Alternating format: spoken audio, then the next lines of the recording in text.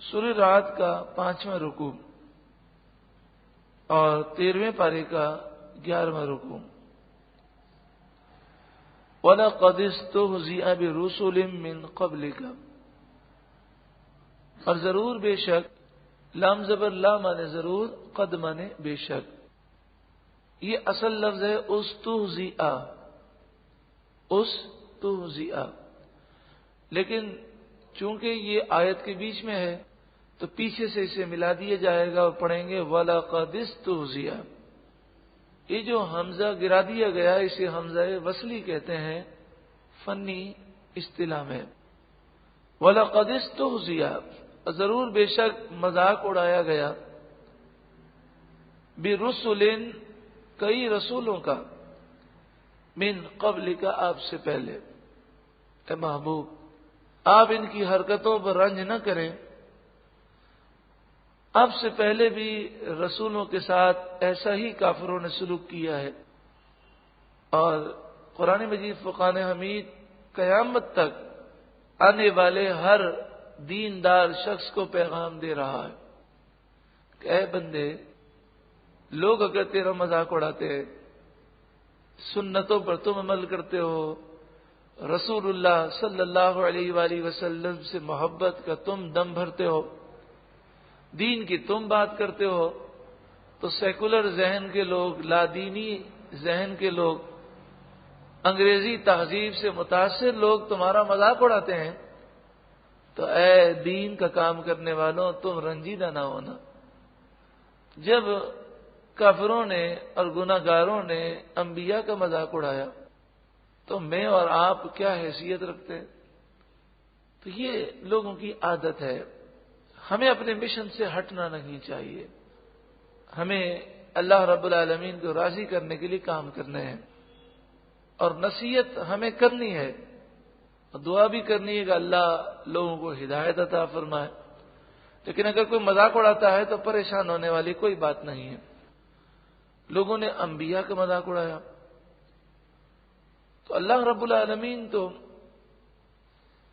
اپنے ان بندوں سے پیار فرماتا ہے، تو لہذا ایسے کافروں کو فوراً ہلاک کر دینا چاہیے. فَأَمْلَيْتُ، پھر میں نے ڈھیل دی، لِلَّذِينَ كَفَرُوا، کافروں کو مہلت دی، ثُمَّ أَخَذْتُهُمْ، پھر میں نے انہیں پکڑ لیا، اپنے عذاب میں گرفتار کر لیا، پھر انہیں کوئی بچا نہ سکا.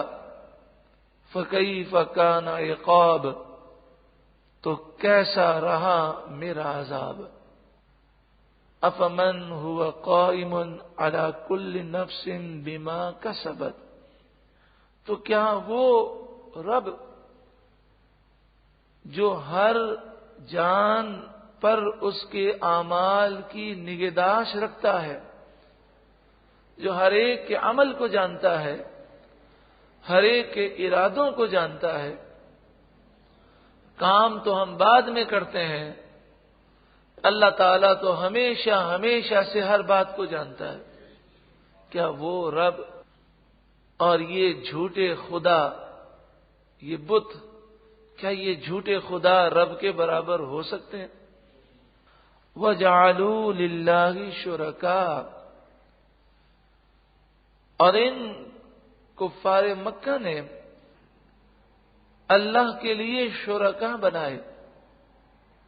جتنے بھی کافر مشرک ہیں انہوں نے اللہ کے لیے شرکا بنائے، یعنی جھوٹے خدا مقرر کیے انہوں نے. قل، اے محبوب آپ فرمائیے، سموہم، تم ان کے نام تو لو، یعنی اللہ کے سوا کوئی خدا ہو ہی نہیں سکتا.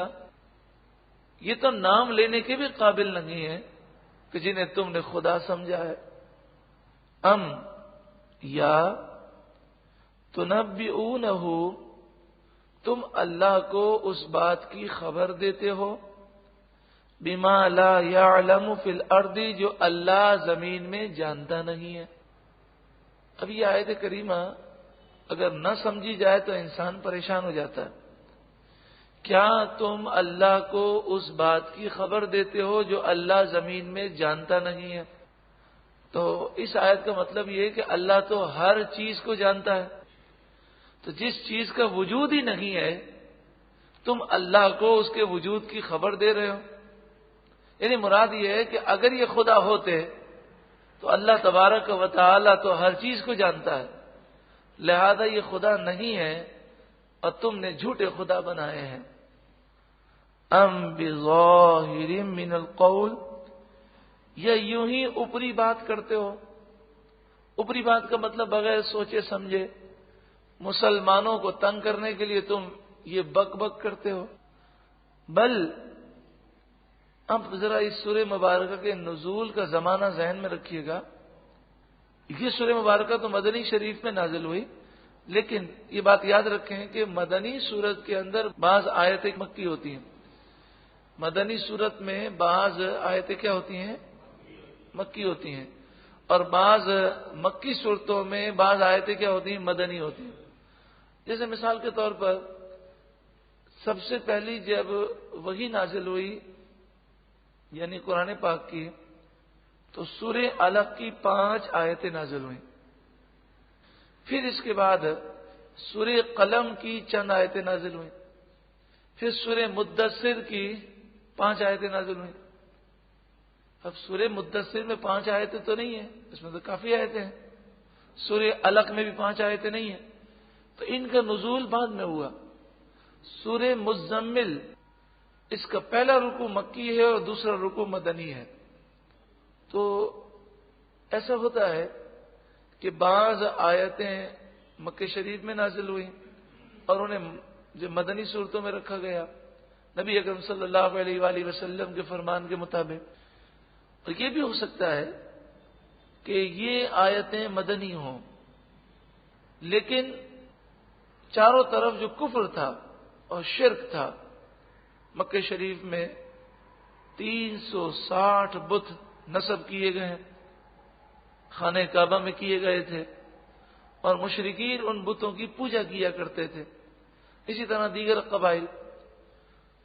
تو یہ آیتیں مدینہ شریف میں ہو سکتا ہے نازل ہوئی ہوں، اور ان آیتوں کے ذریعے خطاب کن سے کیا گیا ہو؟ کفار مکہ سے، یہ ارد گرد کے کافروں سے، تاکہ مسلمان یہ آیتیں لے کر ان کے پاس جائیں اور ان تک یہ پیغام پہنچائیں۔ تو یہاں پر آپ اس ماحول کو اپنے ذہن میں رکھیے گا کہ چاروں طرف کس قدر بت پرستی کی جا رہی تھی، اور پھر ان سے فرمایا گیا ام بظاہر من القول۔ ام بظاہر من القول کا مطلب یہ ہوتا ہے کہ آدمی کو خود بھی پتہ نہ ہو کہ میں کیا بول رہا ہوں، اور وہ بس اوپری اوپری باتیں کرے۔ تو یہ مشرکین مکہ کو خود بھی اس بات کی گہرائی پتہ نہیں تھی۔ آج بھی اب ہندوؤں کے پاس جائیں اور ان سے کہیں کہ یہ تمہارا بت جو ہے اس کا نام کیا ہے، تو وہ کہیں گے یہ موت کی دیوی ہے۔ اچھا، اس کی پیدائش کب ہوئی؟ تو یہ کہیں گے کہ فلاں ہمارے پردادا نے اس کو بنایا ہے۔ اس کا نام کس نے رکھا؟ جی ہمارے فلاں پردادا نے رکھا، یہ ہمارا خدا ہے۔ تو اس سے اگر کوئی پوچھے کہ خدا کا تعین تم کرو گے، تمہارے باپ دادا کریں گے یا اللہ مقرر کرے گا، تو وہ لاجواب ہو جائیں گے۔ تو یہ تو کوئی بات ہی نہ ہوئی نا کہ تم نے اپنے ہاتھ سے پتھر کی ڈیزائن بنائی، اس کی شکل بنائی، اس کا نام رکھا، اور اس کو عہدہ بھی تم نے اپنی مرضی سے دے دیا۔ اس کی تمہارے پاس کوئی دلیل نہیں ہے۔ تو وہ اس موقع پر وہ لاجواب ہو جاتے ہیں، ان کے پاس کوئی جواب نہیں ہوتا، اور وہ کہتے ہیں بس ہم نے تو یہی سنا ہے، ختم۔ لیکن شرک جو ہے یا کفر جو ہے اس کی کوئی بنیاد نہیں ہوتی۔ تو یہاں پہ فرمایا کیا تم صرف اوپری اوپری باتیں کرتے ہو؟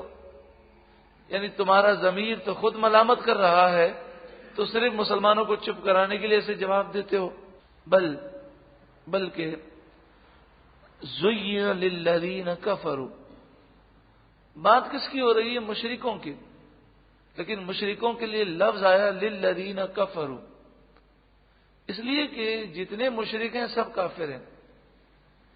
کفر جو ہے یہ وسیع معنی رکھتا ہے، شرک بھی کفر ہے، اور اللہ کا انکار کرنا یا کسی کو خدا نہ ماننا، ایک فرقہ، ایک گروہ یہ بھی پایا جاتا ہے دنیا میں کہ جو اللہ کو یا کسی خالق کو مانتا ہی نہیں ہے، وہ کہتا ہے یہ کائنات خود بخود بن گئی ہے، جسے ہم عام طور پر نیچری کہتے ہیں، جو نیچر کو خدا مانتے ہیں۔ خیر وہ نیچر کو بھی خدا لفظ نہیں کہتے، وہ کہتے ہیں بس یہ نیچر نے بنا دی، خود بخود کائنات چل لگی ہے، تو وہ کافر ہیں۔ تو کافر مشرک بھی ہے، یہودی بھی ہے، عیسائی بھی ہے، ہندو بھی ہے، اور جو رسول اللہ کا بے ادب گستاخ ہے وہ بھی کافر ہے، جو فرشتوں کا انکار کرے وہ بھی کافر ہے، جو جنت کا انکار کرے وہ بھی کافر ہے۔ تو لفظ کفر جو ہے یہ وسیع معنی رکھتا ہے۔ بل زین للذین کفروا، بلکہ کافروں کی نگاہوں میں خوبصورت بنا دیے گئے مکروہم، ان کے مکر و فریب، یعنی یہ گندے کام یہ اچھا سمجھتے ہیں۔ وَصُدُّوا عَنِ السَّبِيلِ، اور وہ سیدھے راستے سے روکے گئے۔ وَمَن يُضْلِلِ اللَّهُ، اور جسے اللہ گمراہ کر دے، فَمَا لَهُ مِنْ هَادٍ، اسے کوئی ہدایت دینے والا نہیں ہے۔ یہ بھی وہ آیت ہے کہ جس کو نہ سمجھنے کی وجہ سے کتنے لوگ گمراہ ہو گئے۔ وہ کہتے ہیں کہ جب قرآن یہ فرماتا ہے کہ اللہ جسے گمراہ کر دے اسے کوئی ہدایت نہیں دے سکتا، تو پھر کافروں کا یا گمراہوں کا قصور کیا ہے؟ انہیں تو اللہ نے گمراہ کیا۔ اس کے معنی یہ ہے کہ جو گمراہی کی طرف جانا چاہے اور اللہ تعالیٰ اس سے ناراض ہو اور اسے گمراہی پر جانے سے نہ روکے تو پھر اسے کوئی ہدایت نہیں دے سکتا۔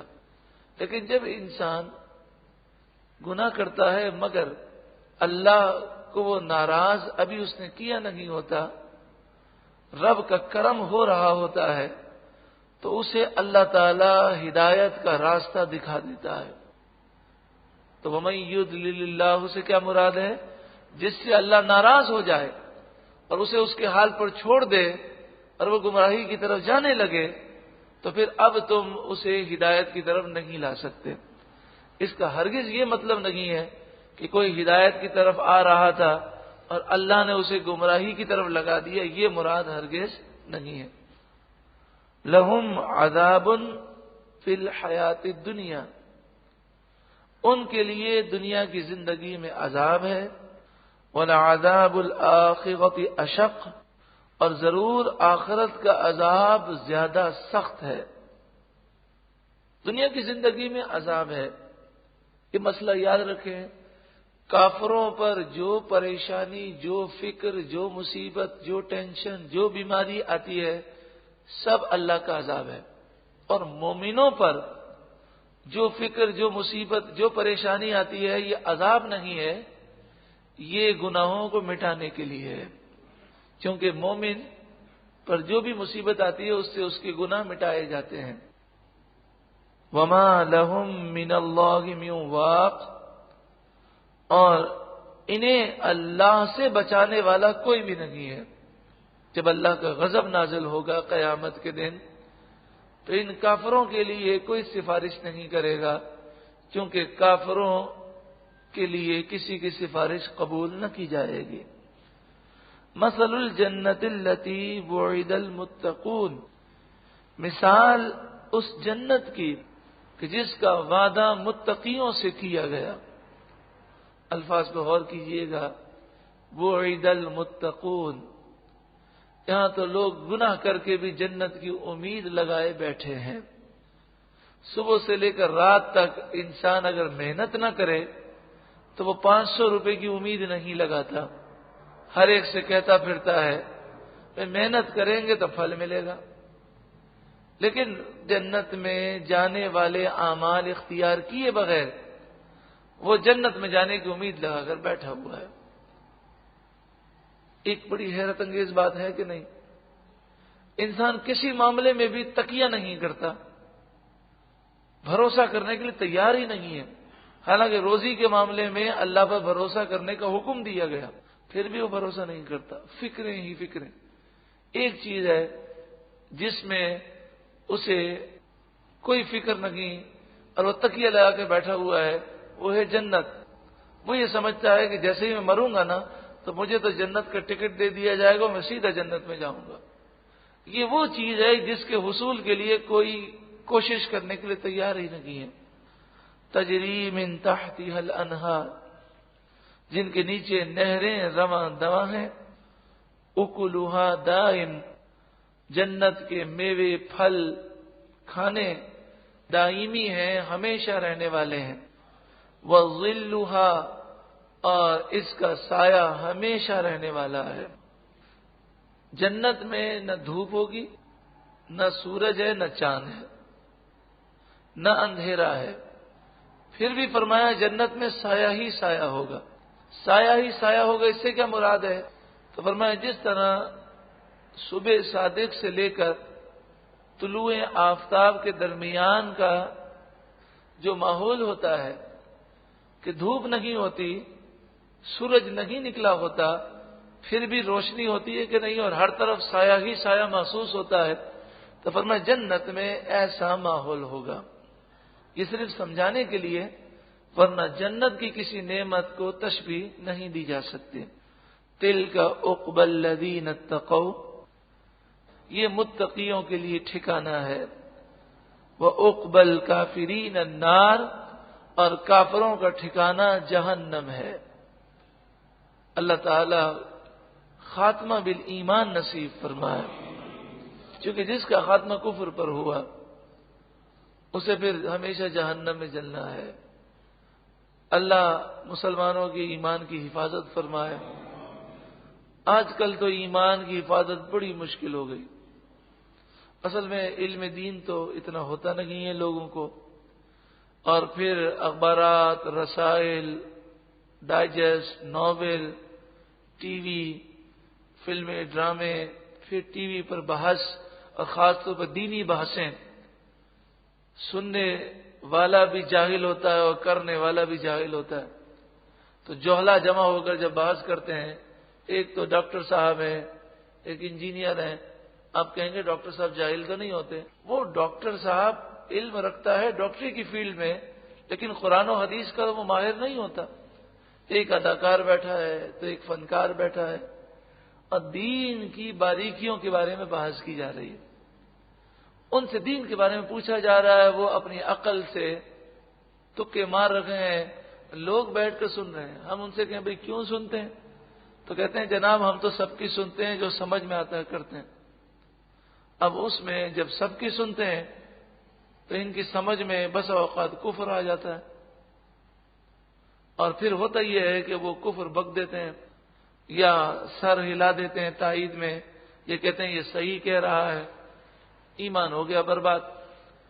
اب ایمان تو برباد ہو گیا، معلوم ہو کہ میرا ایمان برباد ہو گیا تو توبہ کریں نا اور تجدید ایمان کریں۔ انہیں تو پتہ ہی نہیں چلتا کہ ہمارا ایمان برباد ہو گیا، اسی حال میں مر جائے تو کفر پر ہوا خاتمہ، ہمیشہ ہمیشہ جہنم میں رہنا ہوگا۔ اللہ تعالیٰ ایمان کی حفاظت فرمائے۔ وَعُقْبَى الْكَافِرِينَ النَّارِ، اور کافروں کا ٹھکانہ جہنم ہے۔ وَالَّذِينَ آتَيْنَاهُمُ الْكِتَابَ، اور وہ لوگ جنہیں ہم نے کتاب دی، یفرحون، وہ خوش ہوتے ہیں، بما انزل الیک، اس قرآن کو سن کر جو قرآن آپ کی طرف نازل کیا گیا، ومن الاحزاب، اور کچھ گروہ ایسے ہیں، من ینکر بعدہ، جو کتاب اللہ کا کچھ حصہ نہیں مانتے، انکار کرتے ہیں۔ قل، اے محبوب آپ کہہ دیجئے، انما امرت ان اعبد اللہ، مجھے تو اللہ ہی کی عبادت کا حکم دیا گیا، ولا اشرک بہ، اور مجھے یہی حکم دیا گیا کہ میں شرک نہ کروں، اللہ کے سوا کسی کو خدا الہ معبود نہ سمجھوں۔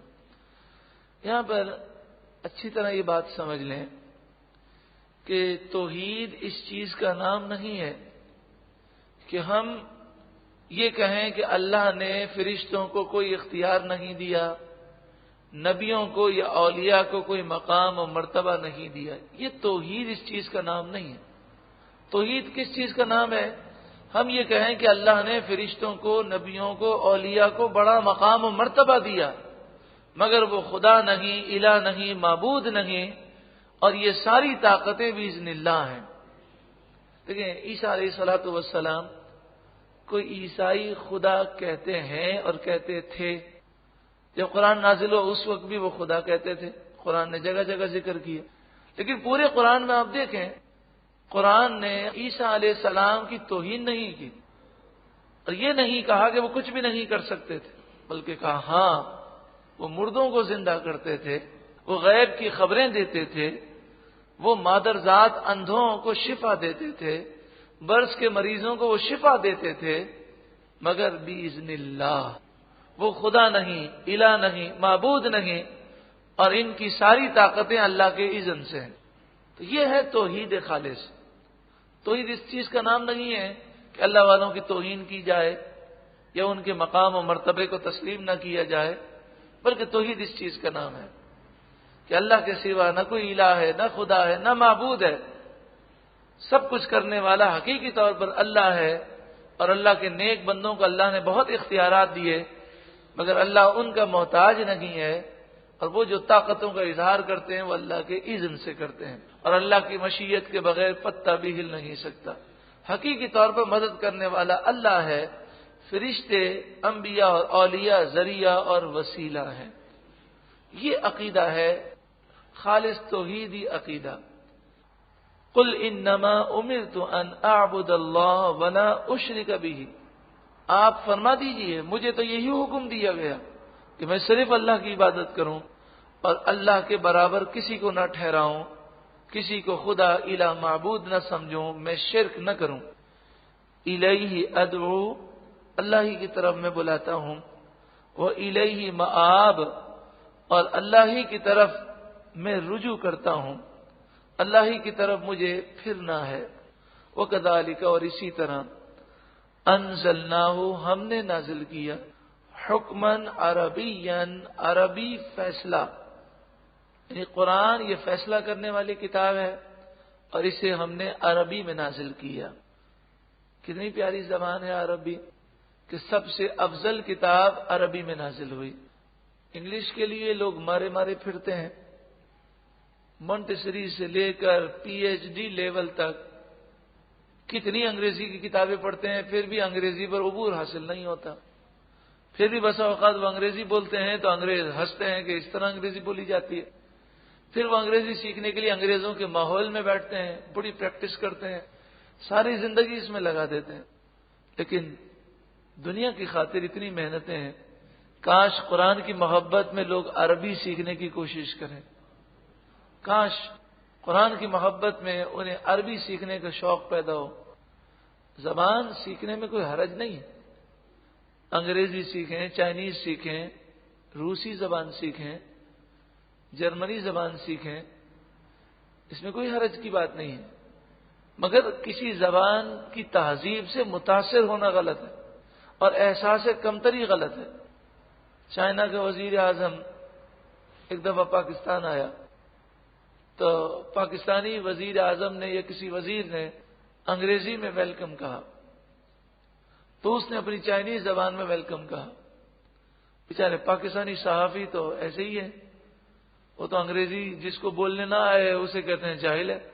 ہمارے یہاں تو یہ سمجھا جاتا ہے نا، اگر مولوی کے سامنے کوئی جا کر انگریزی کے 4 لفظ مار دے اور مولوی کہے مجھے آپ کی بات سمجھ میں نہیں آئے، وہ مولوی تو جاہل لوگ ہیں، انگریزی نہیں آتی، یعنی جس کو انگریزی نہیں آتی لوگ اسے جاہل سمجھتے ہیں۔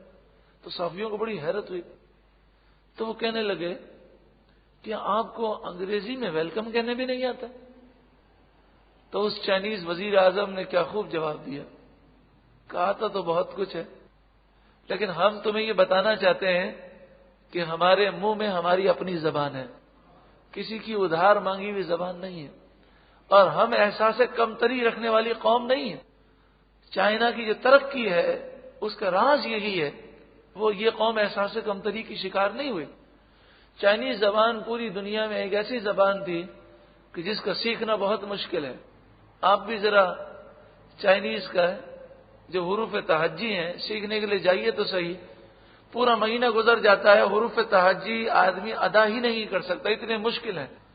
تو چائنیز زبان بڑی مشکل زبان تھی، تو لوگوں نے کہا یہ زبان تو بڑی مشکل ہے، کسی کو نہیں آتی تھی۔ لیکن یہ قوم پاکستان کے 1 سال کے بعد آزاد ہوئی، یہ 2 سال کے بعد، لیکن اس نے کہا کہ ہم احساس کمتری کا اپنی قوم کو شکار نہیں کریں گے کہ وہ اپنی ساری زندگیاں انگریزی سیکھنے میں لگا دیں، مادری زبان سے ہی ہم جو ہے فروغ کریں گے، اپنے یہاں مادری زبان کو فروغ کریں گے۔ انہوں نے کہا کہ جس کو ہم سے رابطہ رکھنا ہو وہ ہماری زبان سیکھیں، ہم کسی کی زبان نہیں سیکھیں گے۔ تو وہاں چائنا کے اسکولوں میں، کالجوں میں، یونیورسٹی میں انگریزی نہیں پڑھائی جاتی، اور وہاں کے لوگ اتنی انگریزی سے نفرت کرتے ہیں کہ آپ انگریزی بولیں تو آپ کی طرف وہ نفرت سے دیکھتے ہیں۔